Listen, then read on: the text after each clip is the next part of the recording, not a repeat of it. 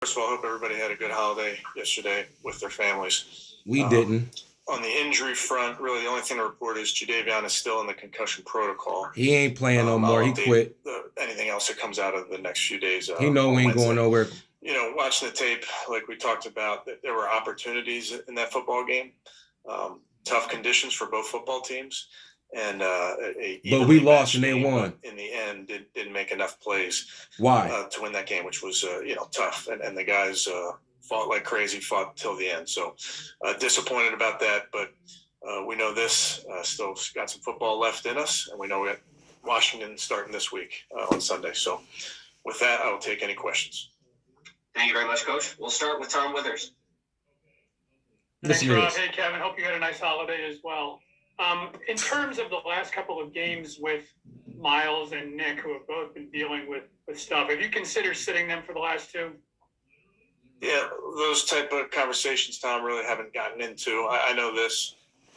Every single one of our players wants to compete, wants the opportunity that all of these Sundays provide. So I know all of our guys are excited about that. But as far as those type of conversations, I haven't really discussed that. Man, they want to win, not compete. And in reviewing Saturday's game, I know the passing numbers probably started to skyrocket, especially because you had to throw being behind on those last couple of drives. But were you happy with the run-pass mix? Did you feel like the game plan was what you wanted it to be?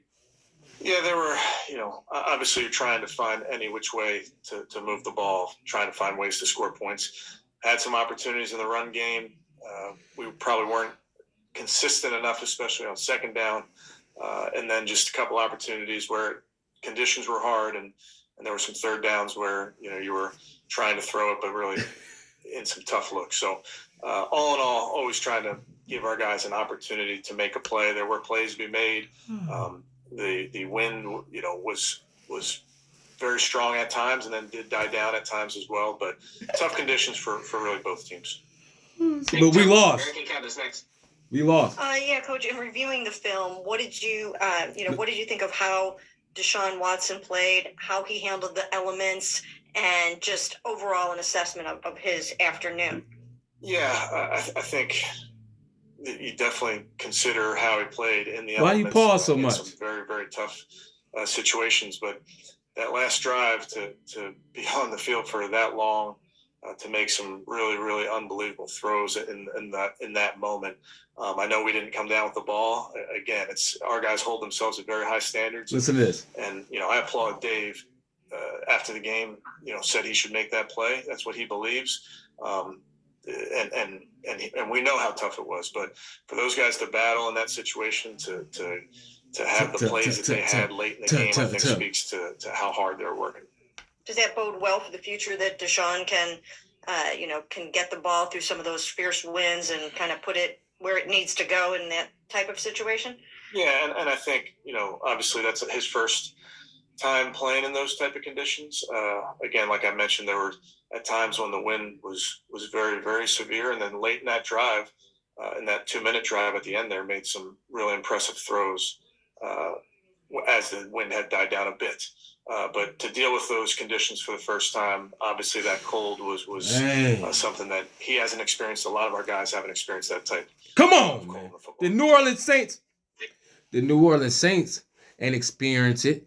And guess what? They did not have or put their quarterback in a position to fail, or the wide receivers in a better part of that. God dang it. Did y'all if anybody that's watching these videos of mine, if you went to that Browns game, can you please tell me how easy it was for you just to hold your beer, to hold your thermos, to hold your chips, your nachos, or anything? Do you think anything somebody was going to catch at that game was a goddamn cold, man? So why would you make them throw the ball, a quarterback that's only been playing 4 games, make him come and throw the ball to a team, some teammates that he's just now getting acclimated to, and some of the toughest the environment, and during one of the biggest games of the year?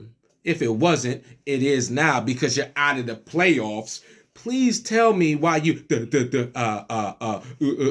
like, man, this shit is not someone that's confident. You can hear it in his voice.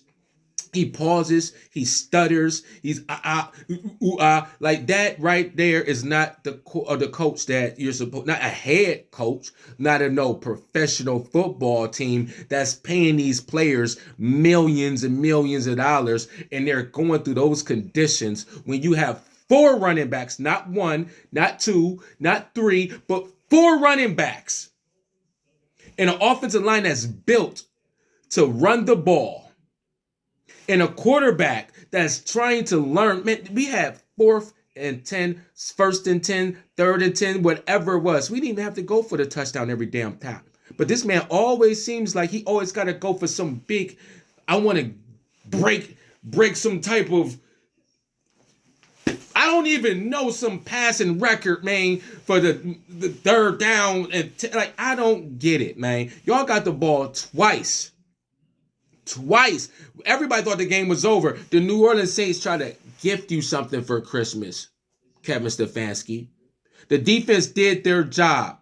These